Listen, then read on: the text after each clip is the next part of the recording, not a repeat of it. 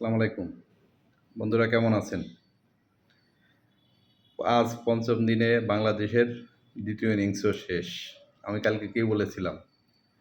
যে ১ম ২ ঘন্টা ভালো খেলতে হবে। না এরা মানে মহড়া দিয়ে খারাপ খেললো আরকি। যতটা খারাপ খেলা যায়, হ্যাঁ? ধরে, ধরে বললে যেমন মোমিনুল হক একটা সেঞ্চুরি করছে মনে করছে ৫ ইনিংস যদি আমি খারাপ খেলি সমস্যা নাই।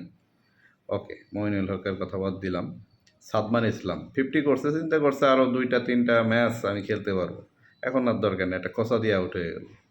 দলটাকে এমন একটা পজিশনে ফেলে চলে গেল, যেখান থেকে আর দল ঘুরে দাঁড়াইতে পারল না। ওর 50টাকে ক্যারি অন করা উচিত ছিল, 100 করা উচিত ছিল। যাক, এরপরে শান্ত আসলেন, সেট হয়ে কী করলেন? আউট হয়ে গেলেন, বোল্ড হইলেন। কীভাবে বোল্ড হইলেন? তুমি এমনি খেলতে পারো না, তুমি রিভার্স সুইপ খেলতে দাও। যাক ভালো হইছে, বোল্ড হইছো, খুব ভালো। এরে চেঞ্জ করা উচিত। শান্তকে ক্যাপ্টেন্সি থেকে সরিয়ে দেওয়া উচিত এবং শান্ত ৩ ফরম্যাটের ১ ফরম্যাটেও এখনও ফর্মে নাই। সো তাকে একটা ব্রেক দেওয়া উচিত। আচ্ছা, দ্বিতীয় গেল, শান্তর পরে গেল লিটন কুমার দাস। প্রথম ইনিংসের মতো দ্বিতীয় ইনিংসেও সে যেটা খেললো, একটা বাইরের বল খোঁচা দিতে গিয়ে আউট হয়ে গেল। মানে কোনো দরকার ছিল না। দলের বিপর্যয়, এই মুহূর্তে এসে আমি কেন এই ধরনের শট খেলবো? আমার দায়িত্ব নিয়ে খেলা উচিত, বলটা দেখে খেলা উচিত ছিল। খুবই বাজে লাগছে লিটনের আউটটা। ওর ম্যাচুরিটি জীবনেও আসবে না। আমি বলছিলাম প্রত্যেকটা প্লেয়ারের এক একজন বিকল্প দরকার বা ব্যাকআপ দরকার। এখন আসলে এটা খুবই প্রয়োজন হয়ে পড়ছে।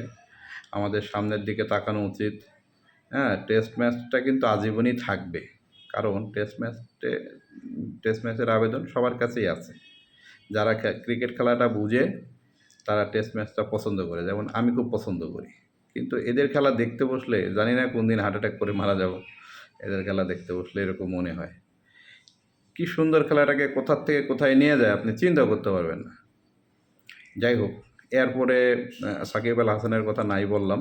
উনি প্রথম ইনিংসের মতো দ্বিতীয় ইনিংসেও চিন্তা করলো আমি তো আর বেশি দিন নাই, আর কি দায়িত্ব নিব। হ্যাঁ, যতটুকু নেওয়ার আগেই নিয়ে ফেলছি, এখন আর দরকার নাই। সুন্দর করে রিটার্ন ক্যাচ দিয়ে চলে গেলে খুবই হতাশাজনক, খুবই হতাশাজনক। যাই হোক, এরপরে মেহেদী হাসান মিরাজের বলটা ভালো ছিল, আর একটু দেখে খেললে ভালো হতো, কিন্তু আসলে বুমরার বলগুলাই একটু অন্যরকম। হ্যাঁ, যাই হোক, মেহেদী হাসান মিরাজরে নিয়ে আমার কোনো নাই, আপত্তি নাই। ওর আউটটা আসলে বলটা ভালো ছিল। এরপরে আমাদের টেল আন্ডার। আমি তো সবসময় বলছি যে আমাদের টেল আন্ডারটা খুবই বাজে ব্যাটসম্যান। এরা কখনোই ব্যাটসম্যানদের সাপোর্ট দিতে পারে না। আপনি দেখেন এমএসও সেম কাহিনী, ঠিক আছে? টেল আন্ডারটা আর সেই কেন তুই সুন্দর করে ঠেকায় খেল।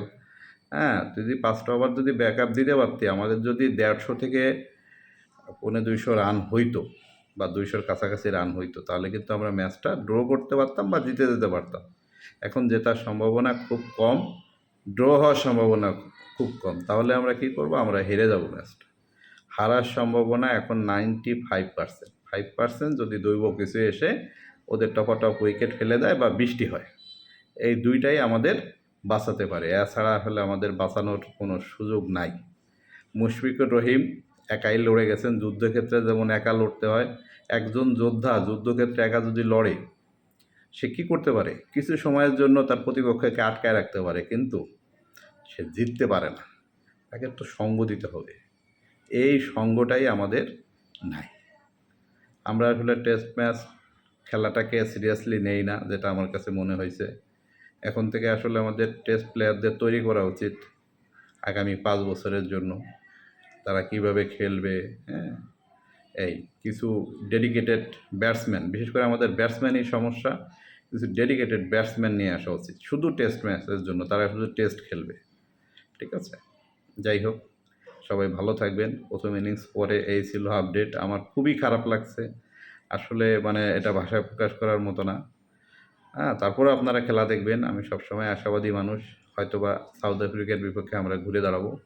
দেশে যেহেতু সিরিজ, এবং সাউথ আফ্রিকার অবস্থা খুবই খারাপ। তারা আফগানিস্তানের সাথে হারতেছে, তারা আয়ারল্যান্ডের সাথে হারতেছে। দেখা যাক। Best of luck Bangladesh. হারলেও বাংলাদেশ, জিতলেও বাংলাদেশ, অলওয়েজ বাংলাদেশের সাথে আছি। ভালো থাকবেন সবাই। আসসালামু আলাইকুম।